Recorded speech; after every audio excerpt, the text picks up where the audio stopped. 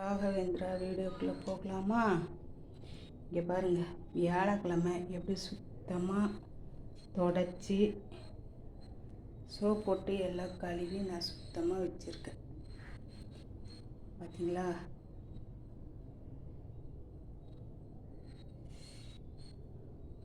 பார்த்தீங்களா?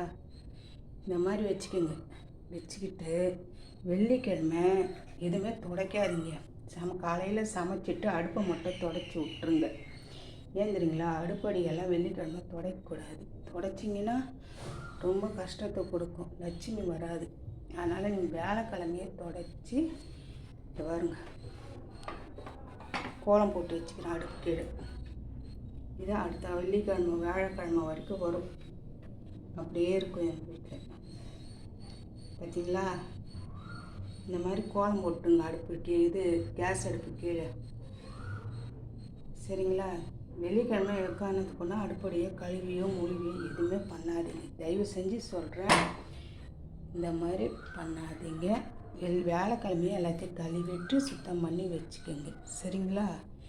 இதுதான் என்னுடைய பதிவு.